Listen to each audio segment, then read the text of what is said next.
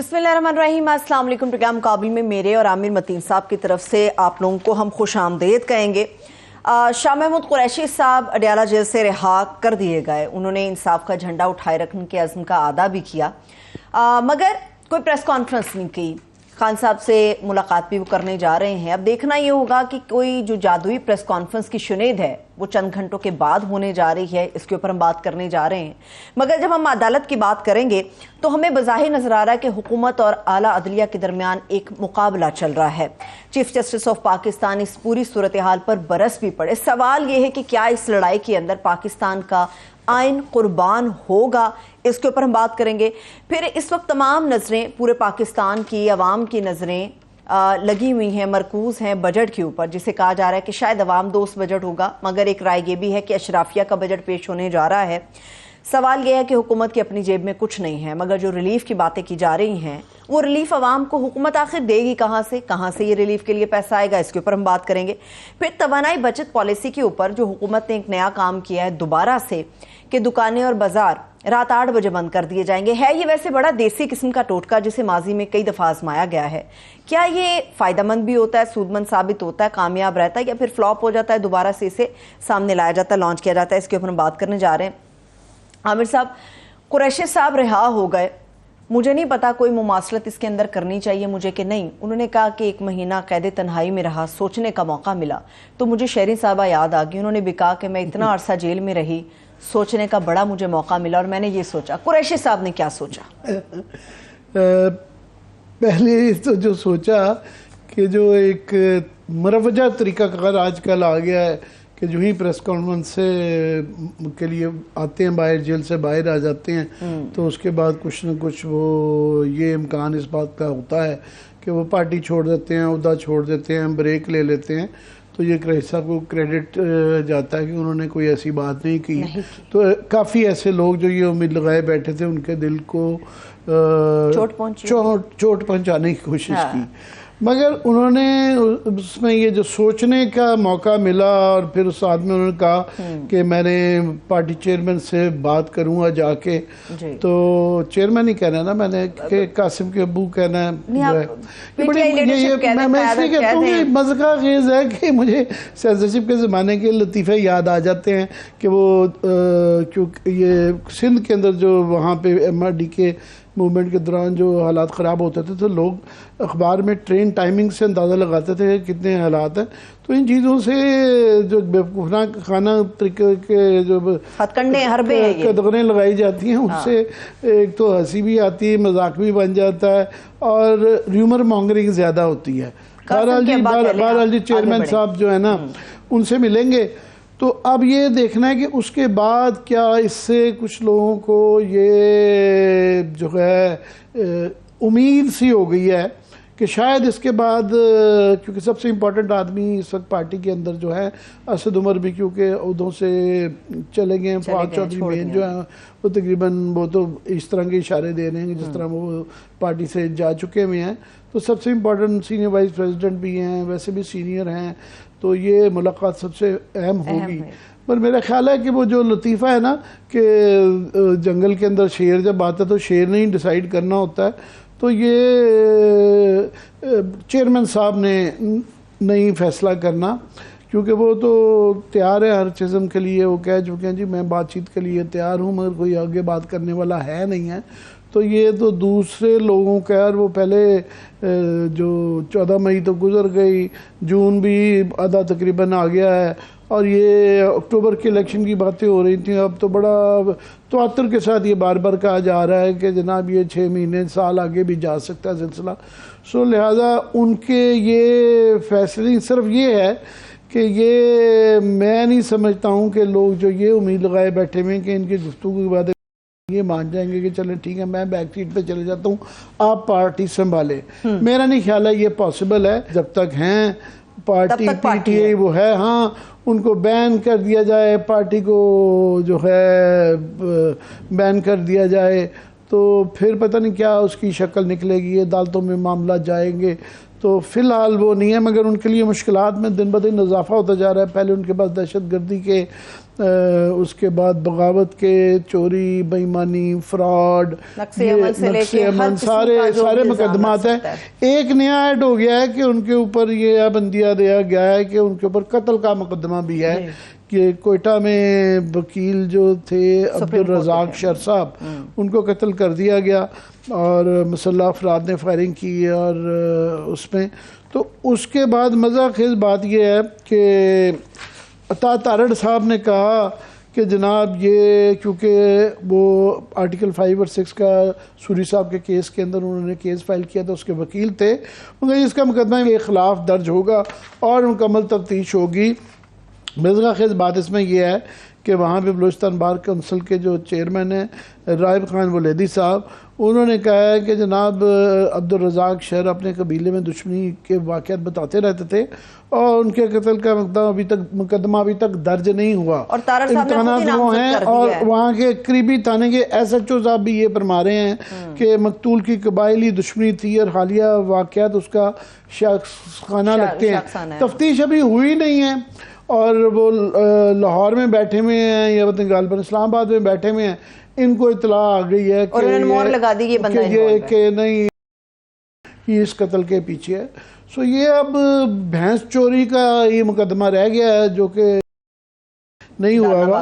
तो चेयरमैन साहब पे जो नहीं हुआ, बाकी तो सारे जो है वो बाकी सारे मुकदमात हो गए हैं। सही है, ठीक है। तो एक ये भी वाज़ेह इशारा कहा जा रहा है कि वाज़ेह इशारा मिल रहा है कि शायद कुरैशी साहब कोई ख़ास पैगाम लेकर जा रहे हैं। और जहाँ तक आपने कहा कि चेयरमैन पीछे हटने के लिए शायद तैयार ना होगा, मगर जो उन्होंने इंटरव्यूज़ दिए गैर मुल्की मीडिया को, उसमें ये कहा है कि अगर मुझे कायल कर दिया जाए कि पाकिस्तान के लिए मेरा पीछे हटना बेहतर है जमहूरियत के लिए, तो मैं हटने के लिए तैयार हूँ। तो इसमें क्या है, आपको नहीं लगता कोई पैगाम ख़ास तौर पर लेकर जा रहे हैं? क्योंकि किसी ने अभी तक ऐसी बात नहीं की कि हम जा रहे हैं और जाके मुलाकात करके आएंगे और फिर एक प्रेस टॉक होगी। नहीं, वो जाहिर है, वो तो काफ़ी साहब शाहमूद कुरैशी एक महीना इनकम्युनिकाडो रहे, जेल में रहे, तो वो जाके चेयरमैन से बात करेंगे तो देखेंगे कि उसका क्या नतीजा निकलता है। मगर मैंने जिस तरह कहा कि ये इस बात का इम्कान कि वो कहेंगे जी मैं ये पार्टी छोड़ जाता हूँ तो शाहमूद कुरैशी साहब मेरे सरबराह बने, बड़ा कम इम्कान है। मगर पाकिस्तान में दैन अगेन पॉलिटिक्स का कोई पता नहीं होता, कुछ भी हो सकता है। कौन कह सकता था कि आज से साल पहले कि ये वाले हालात हो जाएंगे। इवन जब ये हुकूमतें भी उन्होंने तहलील की तो ये नहीं था अंदाज़ा उनको, और अब तो लगता है कि अगर आप पीछे रेट्रोस्पेक्ट में देखें कि शायद ये भी बहुत बड़ी गलती थी। और क्योंकि ये एक्सटेंड टाइम इसीलिए किया जा रहा है कि ये 2-4 महीने में ये थोड़ा सा तासुर बनाया गया है कि ये पार्टी जो है ना उतनी इनफॉलेबल या उतनी मजबूत नहीं थी, इनके ऊपर जिस किस्म का गो के गैर जमहूरी तरीके हैं, गो के बड़े बुरे हथकंडे हैं, गो के ये माजी में ये दोहराते गए, ये जो कलंक के टीके हैं पीपल्स पार्टी पे ख़ास तौर पे, ये चीज़ें सियासत में ही आगे आती हैं। वो बाद में जब मॉरल हाई अथॉरिटी लेनी होती है, कई दफ़ा आइन की बात करनी होती है, असूलों की बात करनी है, तो लोग याद कराते हैं कि जनाब आपने माजी में जिस तरह सुप्रीम कोर्ट के ऊपर हमला, वो एक कलंक का टीका है, वो जाएगा ही नहीं, वो कभी नहीं जाएगा। तो पीपल्स पार्टी पे उनकी जमहूरियत के लिए एक बड़ी स्ट्रगल है, उनकी एक बड़ी जो है आइन के लिए भी, उनके लिए ख़ास तौर पे ये वाला जो इस वक्त जिस तरीके से हुकूमतें गिराई गई और इस वक्त जिस तरह के हालात हो रहे हैं कि लोगों को जिस तरीके से गिरफ्तार किया जा रहा है, टॉर्चर किया जा रहा है।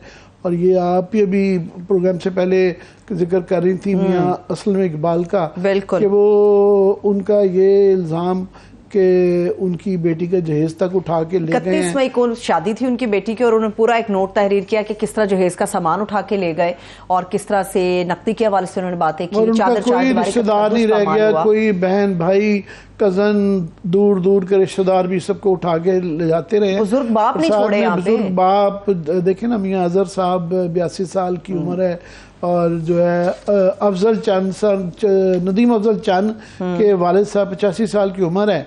और बेवकूफ़ी ये थी कि उनको ये पता था कि उनके भाई क्योंकि PTI में है तो इसलिए ये उनको उठा लिया। फॉर एग्ज़ाम्पल अगर असद उमर के किसी रिश्तेदार को उठाया जाए, वो इसलिए नहीं उठाया गया कि मोहम्मद जुबैर साहब नून लीग में तो आप सीधा जुबैर साहब का नाम लेना। ये सहूलत जो है नदीम अफजल चंद को भी मिलनी चाहिए थी। हाँ। अगर जुबैर साहब को ये सहूलत मुहैया है कि उनके किसी रिश्तेदार को नहीं उठाया गया असद को प्रेशराइज करने के लिए, तो उनके लिए पता नहीं है क्या। तो ये एक शर्मनाक भी है, मज़ाक़ खेज़ भी है। सियासत एक बड़ी मनफी उसके अंदर सर्कल में जा चुकी हुई है। सही है, ठीक है। अभी चलिए, क्योंकि सियासत की बात चलने के लिए है तो जहांगीर तरीन साहब का भी जिक्र कर लेते हैं। आमिर मतीन साहब, तरीन साहब ने जो कमेटी बनाई है जिसमें कहा गया कि जी जो लोग शामिल होंगे उनके हवाले से देखा जाएगा, फैसला साजी होगी। आपको लगता है इस गुब्बारे में इतनी हवा है कि ये उड़ सके? ये उड़ सके? अब हंसे देखें ना, 3 रुकनी कमेटी, ओन चौधरी, सरदार तनवीर रियास और इसाक खाकवानी, इनमें से जो है कि कौन एक इलेक्ट होने के भी किसी के वो नहीं है। खाकवानी साहब की बड़ी हम इज़्ज़त करते हैं, मगर वो राब्ते करेंगे उन तमाम लोगों से। और फवाद चौधरी और फरदौस आशिकवान पहले ही राब्ते में हैं, तो बाकी लोगों से प्रवेश खटक एंड कंपनी से किया जाएगा। अब उसमें बात यह है कि एक मैं ज़रा क्लैरिफाई कर दूं कि जो जहांगीर तरीन को इतना बड़ा जो क्रेडिट दिया गया था, और उन्होंने ख़ुद भी ये क्लेम किया था कि सारे लोगों को वो पीटीआई के अंदर शामिल किए, वो जहांगीर तरीन साहब का उसमें कोई रोल्स रॉयस के ट्रांसपोर्टेशन उन्होंने फराहम की थी, जहाज़ फराहम किया था। लोग जो भी पीटीआई में जिन्होंने ज्वाइन किया था, जब एक पार्टी का ये तासुर बन जाता है कि इसने हुकूमत में आना है, तो तमाम इंडिपेंडेंट वो उन्होंने उसी पार्टी में जाना होता है। तो ये आपको भी अगर ये टास्क दिया जाता बगैर जहाज के, हाँ, और एक बस पकड़ा दी जाती, तो मैं भी बस भर के ले जा आप बस भर के लाती और अपने घर में उनको पीटीआई के दुपट्टा पहनाती और क्रेडिट ले जाती। तो ये क्रेडिट जो है ना, ये वाला उनको अब अपनी दफ़ा ये देखें ना, अब लाएं बंदे, तो पता चलना था अब नहीं बंदे मिल रहे। अब ये कोई बंदा फरदौस आशिकवान की कहें खातून है, बंदा ना कहें, खातून है, आप कह रही है कोई बंदा नहीं, मेरा नाम ले रहा था। फरदौस आशिकवान को ले आए हैं, और जो है फवाद चौधरी, यस, अगर वो आते हैं या प्रवेश घटक आते हैं तो वो यस, ये बड़े नाम हो सकते हैं। मगर अभी उन्होंने गोल मोल रखा हुआ है, उन्होंने कोई ऐसा ऐलान नहीं किया कि वो जॉइन। उन्होंने कहा जी हाँ जी राब्ते में हैं, ये फवाद चौधरी ने कहा जी वो राब्ते में हैं। आपको लगता है कि फवाद चौधरी साहब मुराद रास और दीगर लोगों के साथ जाएंगे? क्योंकि तरीन साहब की तरफ अगर ग्रुप में जाते हैं तो फिर जाहिर सी बात है बहुत सारी चीजें हैं। का भी मैं समझता हूँ कि हवा में है अभी सारा, अभी उन्होंने कोई डिसीजन नहीं लिया, और ये भी घर वापसी भी हो सकती है। कोई इतनी दूर नहीं वो गए हैं कि वो बिल्कुल राहें जुदा हो गई हुई हैं। काफ़ी लोगों ने चेयरमैन साहब से इजाज़त लेके कहा है कि जरा मैं ब्रेक ले लेता हूँ, मैं ये कर लेता हूँ। उन्होंने अपनी लीडरशिप की तस्वीरें हटा दी हैं, जितने भी उनके सोशल मीडिया के अकाउंट्स थे। कहें जी जिस तरीके से, मगर फिर भी उन लोगों को जो है ना क्रेडिट जाता है और जाना चाहिए। एक तो पक्की बात है कि जो मिडिल क्लास की पीटीआई की खवातीन हैं वो सबसे ज़्यादा दलेर निकली हैं। हाँ। वो जेलों में भी गई हैं और वो सख्तियां भी बर्दाश्त की और वो खड़ी भी रही हैं। जो है ना, एक तो क्रेडिट उनको जाता है कि मर्दों के मुकाबले में खवातीन पीटीआई की और मिडिल क्लास की और जो वर्कर टाइप वो थी वो ज़्यादा मजबूत हुई हैं। फिर दूसरा जो खड़े रहे हैं ये मियाँ असलम इकबाल साहब जैसे लोग जो हैं, ये देखे ना, उनका कोई रिश्तेदार नहीं छोड़ा। बेटी की जो है शादी निकाह का वो डेट तय थी और सामान घर के अंदर है। अब ये बहुत बड़े प्रेशर होते हैं और इनको भी शर्म आनी चाहिए कि बेटियों की शादी के लिए, और या खुदा न खास्ता कोई घर में कोई बड़ा वाक़या होता है तो जेल से भी लाया जाता है। किसी को ये अलाउ ना करना कि उसकी बेटी की तयशुदा शादी ना होनी, और जो उठा के ये बड़े संगीन इल्ज़ाम है। गो कि मैं देख रहा था कि आईजी साहब कह रहे हैं कि इसके अंदर सच्चाई नहीं है। मैं नोइंग पंजाब पुलिस ये पुराना वतीरा है हमेशा से कि लोगों को ना अगर कोई मुलज़िम मिल रहा हो तो उसके बहन भाई बाप बेटा किसी को भी पकड़ लो। हमारे माशरे में आमिर साहब ये आम बात है कि किसी भी हद तक जाया जा सकता है, मगर बाओं बहनों बेटियों के ऊपर सियासत करना ये सिर्फ एक गलाजत होती है। अब जरा हम ऑडियो लीक्स इंक्वायरी कमीशन की बात करते हैं, अदलिया की बात करते हैं। इस वक्त माहिर कानून अबूजर सलमान नियाज़ी साहब हमारे साथ मौजूद हैं। अबूजर साहब, थैंक यू सो मच हमें ज्वाइन करने के लिए। उनकी तरफ बढ़ते हैं। आमिर साहब, ओवर टू यू। जी अबूजर, बहुत शुक्रिया। आज मुझे आपको बताने की ज़रूरत तो नहीं है, मगर फिर भी नाजरीन के लिए बता देता हूँ कि आज क्योंकि समाअत हुई ये ऑडियो लीक्स के हवाले से 5 मेंबर जजेस की, और उन्होंने जो है हुक्म इम्तना अपना बरकरार रखा। ये जो एक खात में गवर्नमेंट के कहने पे एक कमीशन बन गया था जस्टिस फायज ईसा का, और समाअत जो है इसके ऊपर जो है गैर मुअय्यना मुद्दत तक मुलतवी कर दी है। मगर ऑब्जर्वेशन जो आई आज चीफ जस्टिस साहब की वो बड़ी सख्त भी हैं, तंजिया भी हैं और आयरॉनिक भी हैं। उन्होंने फॉर एग्ज़ाम्पल ये कहा कि जनाब ये मालूम करने की हुकूमत ने कोशिश की है कि ये ऑडियो लीक कौन कर रहा है, क्योंकि हुकूमत ये कह रही है कि आप बस ये तफ्तीश कर लें कि ये ऑडियो लीक के बाद क्या तय हुआ, क्या क्यों हुआ, जिसके अंदर वो कह रहे हैं पहले सबसे। और इसमें जस्टिस खोसा साहब का भी फैसला आ चुका हुआ है, अभी हाल ही में बाबर सत्तार साहब ने भी, इस्लामाबाद हाई कोर्ट के जज साहब, उन्होंने भी बड़ी सख्त की हैं कि जनाब ये बड़ा इंपॉर्टेंट है कि पहले पता करें कि इजाज़त हो सकती है कि नहीं हो सकती। साथ में उन्होंने कहा कि पहले ऑडियो लीक्स, चीफ जस्टिस साहब ने कहा कि पहले ऑडियो लीक्स के ज़रिए जजों की तस्दीक की, फिर तफ्तीश याद आ गई कि ये राना सनाउल्लाह साहब की तरफ इशारा कर रहे थे कि उन्होंने प्रेस कॉन्फ्रेंस कर दी और वो ऑडियो लीक्स सुना दी, तो अब ये तफ्तीश कर रहे हैं। उन्होंने कहा जी ये दूसरा, क्योंकि वो ये अपील की गई थी कि 3 जजेस के ऊपर एतराज़ कर दिया था, तो उन्होंने कहा जी ये चीफ जस्टिस आईनी ओहदा है, ये जो आपने कमीशन भी जो बना दिया है ये चार्ज इस्तेमाल कोई और नहीं कर सकता। तो मुनीब अख्तर साहब जस्टिस साहब ने भी उन्होंने कहा जी साहिल ने जज तब्दील कराना हो तो बस आसान तरीका हो गया कि ऑडियो लीक बनाकर जो है वो करवा दी जाए और फिर कहा जाए कि जनाब आप नहीं इसके ऊपर बैठ सकते। अब उधर मैंने नाज़रीन की उसके लिए ये ऑब्जर्वेशन पढ़ दी कि अगर किसी को मिस हो गई हो, आप इसके केस के मतलब ज़रा बताएँ कि ये एक किसी भी मुअज़्ज़म मुआशरे में जिस तरीके से ऑडियो लीक्स का एक सिलसिला जारी है, तवातर से जारी है, और इस केस के हवाले से ज़रा अपनी प्लीज़ ज़रा ओपिनियन दीजिएगा। देखें आमिर साहब, आपके जो सवाल है उसके अंदर छोटा सा जवाब का हिस्सा भी है। आपने बात अभी कर दी कि एक मुहज़्ज़ब मुआशरे में क्या इस चीज़ की इजाज़त दी जा सकती है कि नहीं दी जा सकती। तो पहला सवाल यही है, और बल्कि जवाब भी यही है, क्योंकि इस वक्त हमारे मुल्क के अंदर मैं जो देख रहा हूँ कुछ पिछले 12-13 महीने से, शायद इससे पहले भी कभी हुआ हो ज़िया-उल हक साहब के टाइम पे या मुशर्रफ साहब के टाइम पे, कि मुल्क के अंदर जंगल का कानून है, मुहज़्ज़ब मुआशरा इस वक्त नहीं रहा, क्योंकि रूल ऑफ लॉ जिसकी हम बात बहुत करते हैं, आपका जो आइन है जिसको वो प्रोवाइड करता है, लेकिन उस पर इम्प्लीमेंट होता हुए मुझे नजर नहीं आ रहा। और जहां तक ये ऑडियो लीक्स कमीशन की बात है, देखिए इसकी आप कॉन्स्टिट्यूशन देख लें तो एक तो इसका सबसे बड़ा मसला ये है, जो इसके TOR जिन्होंने बनाए थे उसमें जो पहला बेसिक बुनियादी सवाल था जिसके ऊपर पूरी बिल्डिंग खड़ी है, जिसकी फाउंडेशन है कि ये ऑडियो लीक जो है ये फोन टैपिंग की किसने है, फोन्स को बग किया किसने है, पहला सवाल ये है। और क्या जिस शख्स ने किया है या जिस अथॉरिटी ने किया है उनके पास कोर्ट का वारंट मौजूद था कि नहीं था, और क्या वो कानूनी और आईनी तरीके से जो है इसको टैप किया गया कि नहीं किया गया। क्योंकि हम लोग हमेशा ये कानून में एक टर्म यूज करते हैं, फ्रूट ऑफ पॉइजनस ट्री। ये होता है ऐसा प्रिंसिपल कि ऐसी एविडेंस जो आप गैर कानूनी तरीके से प्रिकोर करते हैं वो कोर्ट में एडमिसिबल नहीं होती। फिर इसी की बेसिस पे आपका आसिफ सईद खोसा साहब का फैसला भी रिसेंटली लाहौर हाई कोर्ट के जस्टिस शाहिद जमील साहब ने भी फैसला दिया है कि अगर आप किसी की ऑडियो टेप करते हैं या वीडियो बनाते हैं छुप के, तो दैट मीन्स कि वो इंसान विक्टिम है, वो एक्यूज्ड नहीं है। तो इस सिचुएशन में विक्टिम का फर्स्ट राइट बनता है कि इन्वेस्टिगेट किया जाए, उसकी राइट टू प्रिवेसी जो आर्टिकल 14 है आपके आइन का फंडामेंटल राइट है, बुनियादी हकूक है, वो किसने वायलेट किया है। तो जब तक इस सवाल का जवाब नहीं आएगा आगे की सारी प्रोसीडिंग्स इररेलेवेंट है।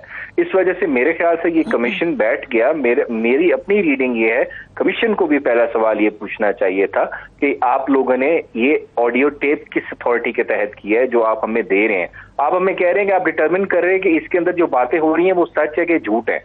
ये नहीं आप हमें कह रहे कमीशन को कि आप इन्वेस्टिगेट करें ये किस इंसान ने या किस अथॉरिटी ने गैर कानूनी तरीके से टेप किया है इसको। सो पहला सवाल यही बनता है, और बिल्कुल सुप्रीम कोर्ट ऑफ पाकिस्तान ने इसकी पिटीशन को सही एंटरटेन किया है।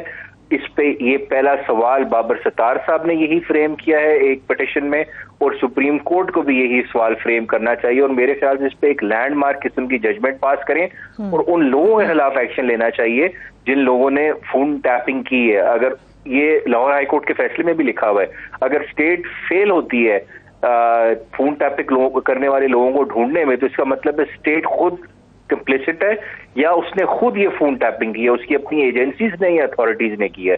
तो इस वजह से पहला सवाल ही यही है और आखिरी सवाल भी ये है, बाकी सारी बातें बात की हैं और वो सुप्रीम जुडिशियल काउंसिल उसमें एक्शन ले सकती है अगर किसी जज का इशू है, अगर उस जज की कोई ऑडियो टेप है। लेकिन पहला सवाल फिर यही होगा, ये टेप किसने की है, वो शख्स जो रिकॉर्ड कर रहा था वो सामने आएगा, उसकी जरा होगी, फिर ये एडमिसिबल पीस ऑफ एविडेंस हो सकता है ऐसी सिचुएशन में।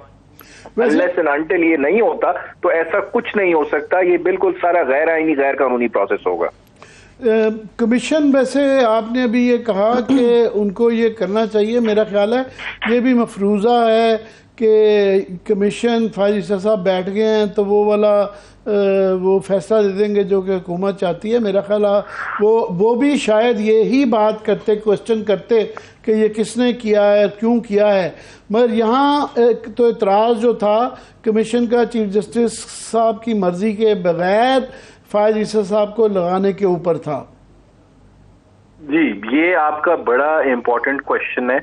देखें, ये हम देख रहे हैं 2013 की सुप्रीम कोर्ट की जजमेंट भी आई थी, उसके बाद भी बेशुमार जजमेंट्स आई हैं। वो ये कहती हैं कि जब आप किसी जुडिशियल या क्वाज़ाई जुडिशियल बॉडी को बनाते हैं और उसमें जब मेंबर्स अपॉइंट करते हैं और उसके चेयरमैन अपॉइंट करते हैं, तो हमेशा कंसर्न्ड चीफ जस्टिस की परमिशन या कंसल्टेशन आपने जरूर करनी है।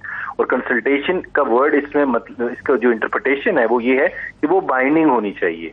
अगर चीफ जस्टिस साहब ही रिकमेंड करेंगे end of the day in ये नाम इस कमीशन में या इस जुडिशियल या क्वाज़ाई जुडिशियल बॉडी में होने चाहिए, जैसे आपके ये ट्रिब्यूनल्स होते हैं, इनकम टैक्स के आपके होते हैं, आपके सर्विस ट्रिब्यूनल्स होते हैं, कंपटीशन एपेलेट ट्रिब्यूनल्स हैं, ये सब में चीफ जस्टिस साहब की कंसल्टेशन होती है।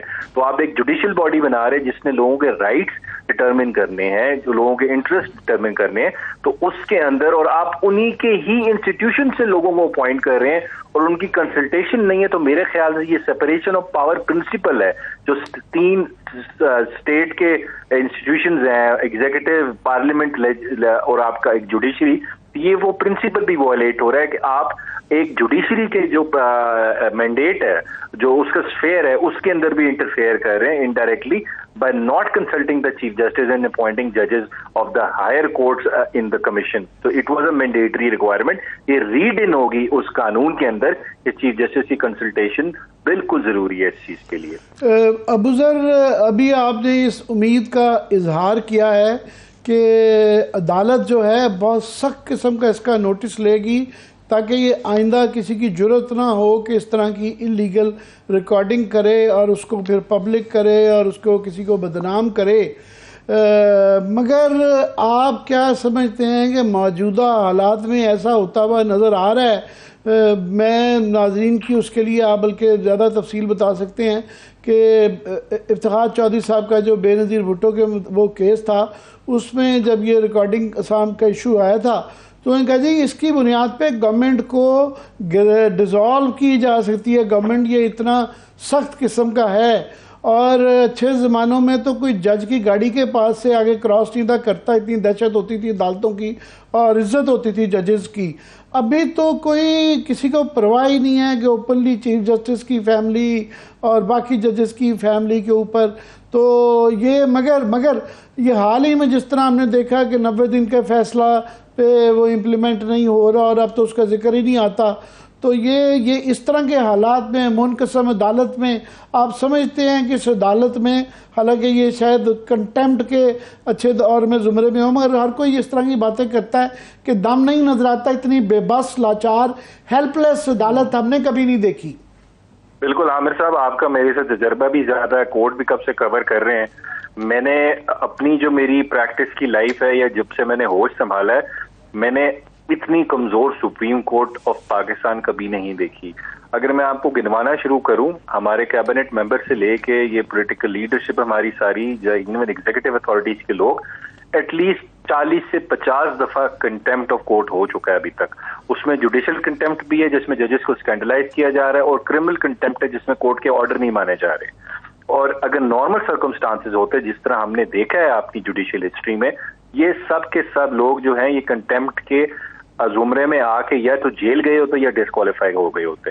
तो इसका नुकसान क्या हुआ है? इसका नुकसान ये हुआ है कि सुप्रीम कोर्ट के जो ऑर्डर्स हैं वो इम्प्लीमेंट नहीं हो रहा। तो सुप्रीम कोर्ट का जो इमेज है ये भी अबूजर हो रहा है कि अदालतों की बिल्कुल बेतौकीरी हो गई है कि उसमें ये, हालांकि कई जजेस को जस्टिस अता बंदयाल के काफ़ी चीज़ों पे एतराज़ था, उनके इख्तियारात पे एतराज़ था, उसको डोनेटस लेने के मामलात पे एतराज़ था, मगर ये जिस तरह के मामलात हुए हैं उसके बाद सारी अदालत और सारे जजेस की वो जो मॉरल अथॉरिटी है, लीगल अथॉरिटी तो छोड़ें, मॉरल अथॉरिटी ख़त्म हो गई है, जो कि आइंदा वाले जजेस को भी फेस करनी पड़ेगी। जी आमिर साहब, आपने मेरे मुंह का जो अल्फाज थे वो छीन लिए हैं।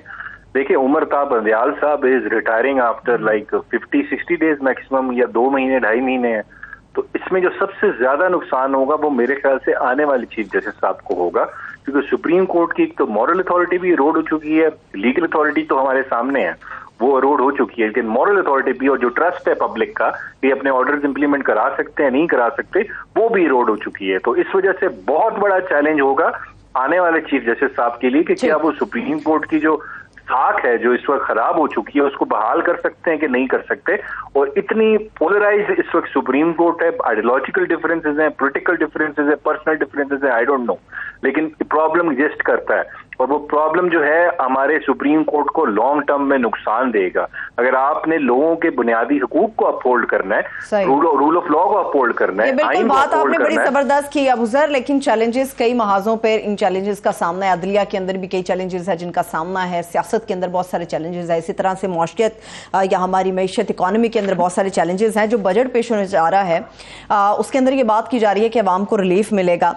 अगर प्लान बी और सी है तो फिर IMF के दरवाजे पर दस्तक बार बार क्यों दी जा रही है? और इसके साथ साथ क्या हमेशा की तरह बजट के नाम पर रिलीफ के ऊपर जो बात होती है अवाम को फिर से कुछ चूना लगेगा? इसके ऊपर हम बात करने जा रहे हैं। एक छोटी सी ब्रेक से वापस आके बात करेंगे। अबूजर साहब, आपके वक्त का बहुत शुक्रिया। Stay with us.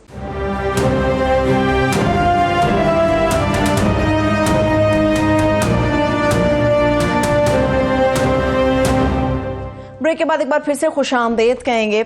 आमिर साहब, अब हम बजट के ऊपर बात करने जा रहे हैं, इकॉनमी के ऊपर बात करने जा रहे हैं। मुझे एक बात बताइए, लोगों को सच में ये बात बता रहे हैं कि हमारे पास प्लान बी भी है, सी भी है, तो फिर IMF से क्या बार बार मांग रहे हैं? देंगे क्या आवाम को? 9 जून को क्या पेश करेंगे? बात ये है कि ये मैं इसका जवाब नहीं दे सकता, क्योंकि इसहाक डार साहब की कोई भी हुकूमत की इस मामले में कोई क्रेडिबिलिटी नहीं रह गई। जिस दिन वो ये तसल्ली देते हैं कि मुल्क ठीक हो जाएगा, डॉलर यूं हो जाएगा, IMF से हमारी बातचीत चल रही है, वो एकदम पता चल रहा है मार्केट नीचे बैठ गई है, स्टॉक एक्सचेंज भी बैठ जाती है, डॉलर भी बैठ जाता, रुपया भी बैठ जाता है। तो वो इसलिए ये तो 1 साल से हम सुन रहे हैं कि IMF से हो गया, अभी भी वो कही जा रहे हैं ये 2-4 दिन के अंदर बजट आ जाएगा, वो मगर कह रहे हैं कि जनाब अभी भी उम्मीद लगाए बैठे हुए। हालांकि जो प्रोसेस ये मेरा ख्याल नेगोशिएट करने का वही हफ्तों पे मुहित होता है, तो ये अभी कम से कम सच बोलना शुरू कर देंगे जनाब। हाँ, ये कहें कि जी इम्कान है, मगर वो बजट के बाद है, अब तो 3-4 दिन रह गए हैं। तो अब एक तो ये बहुत बड़ा क्वेश्चन है। दूसरा सबसे बड़ा बजट का क्वेश्चन ये है कि ये इस हालात में आया क्या वो जो बजट देते हैं वो एक सियासी बजट देते हैं, इलेक्शन के लिए बजट देते हैं, या IMF के मुताबिक देते हैं? क्योंकि इसके अंदर एक तजाद आ गया है। IMF ने बड़ी एक स्ट्रिक्ट, अगर उनके साथ आपने बजट के बाद भी नेगोशिएट करना है तो उन्होंने एक 3-4 चीज़ें, ज़्यादा सख्त नहीं, 3-4 चीज़ें हैं, बुनियादी चीज़ें। और मैं, हालांकि हम बड़ी तनकीद रहते हैं और ये बड़ी पाकिस्तान में बहस रहती है कि IMF एक बहुत ही विलनिस टाइप कोई चीज़ है, बहुत ही ईवल है, मगर यहाँ वो क्या कह रहे हैं, जो हम भी सारा पाकिस्तान कह रहा है और वो कि जनाब खुदा के लिए एक्सचेंज रेट का कोई मैकेनिज़्म अपना ठीक कर लें ना। अभी अब देखें थोड़ा सा 25 रुपये का फ़र्क था, अभी वो नीचे आया, आज फिर दोबारा 5-6 रुपये ऊपर चला गया हुआ। वो समझ ही नहीं आ रही, वो मलिक मुस्तान साहब कुछ बता जाते हैं, वो स्टेट बैंक कुछ बताता है, गवर्नमेंट कुछ बताती है, मगर कंट्रोल में नहीं आ रहा। उसका नुकसान ये हो रहा है कि आपकी तरसीलात जो हैं वो पिछले चंद महीनों में ही 4 अरब डॉलर की फ़र्क पड़ गया है। तो उसकी वजह से आपका जो सबसे बड़ा बजट के अंदर मसला है, आपको 25 बिलियन डॉलर्स जो हैं उसकी फाइनेंसिंग चाहिए सिर्फ अपनी एक्सटर्नल पेमेंट्स के लिए। वो उसका एक बहुत बड़ा चंक जो है आपके रेमिटेंसेस जो हैं वो 30 बिलियन डॉलर को क्रॉस कर गए थे।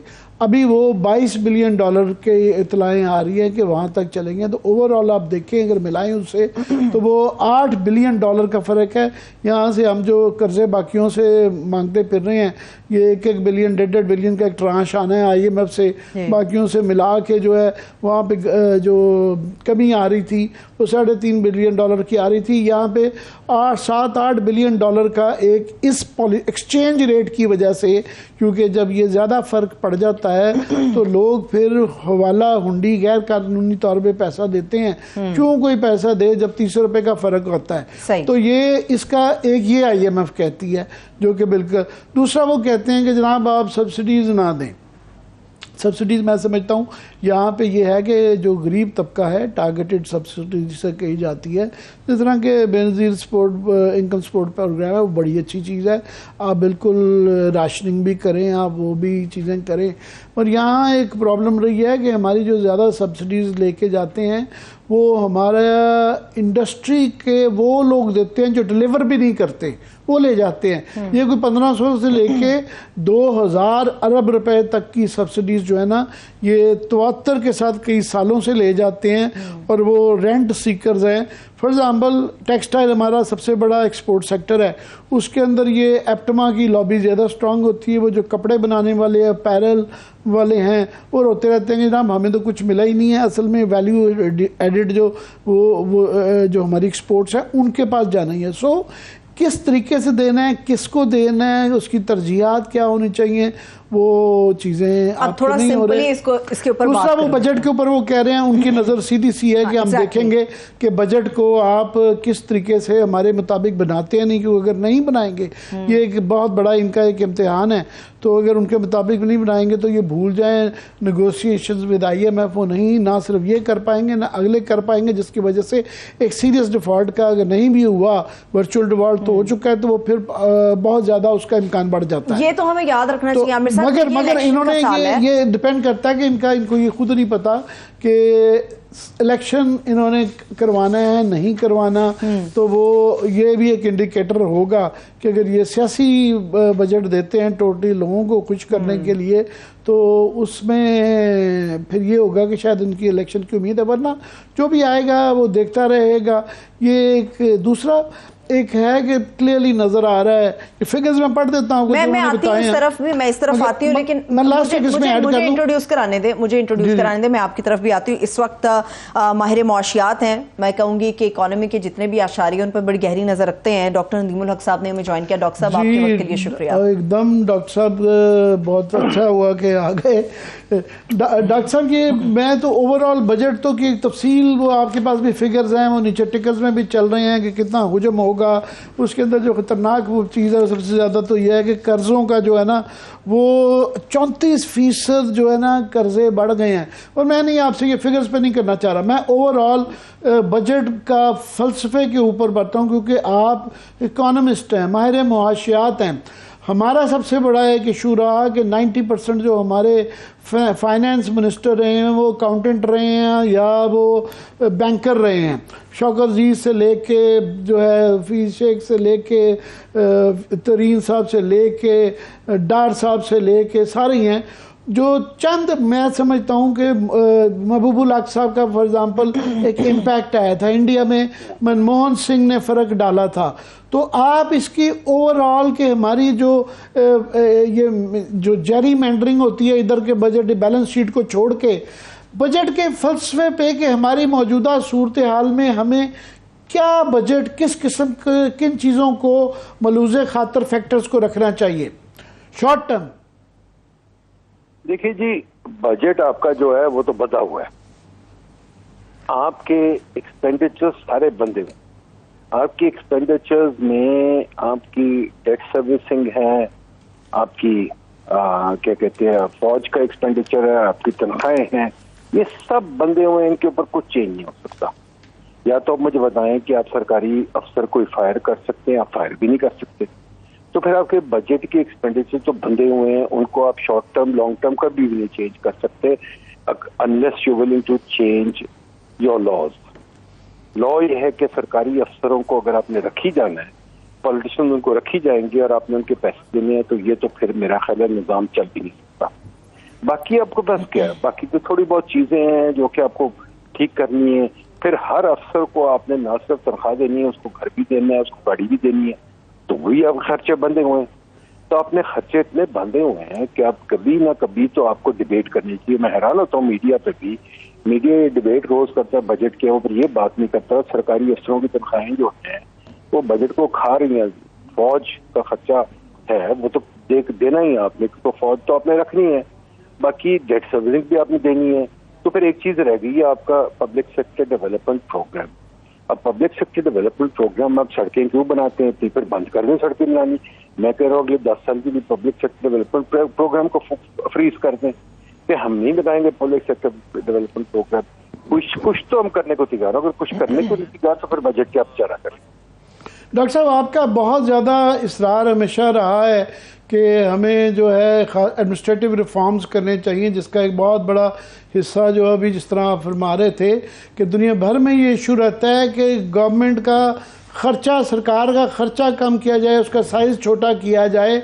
हम उस तरफ आते ही नहीं हैं, क्योंकि जो बजट बना रहे होते हैं वो अपना खर्चा खुद क्यों कम करेंगे। हमने 18वीं तरमीम भी कर ली, हमने सूबों में भी रखी, और यहाँ भी रोज़ वो बढ़ती ही जाती हैं, डिवीज़न बढ़ते ही जाते हैं और पर्क्स भी बढ़ते ही जाते हैं घूम फिर के। ये तो होता हुआ नज़र नहीं आ रहा, इशू भी नहीं है।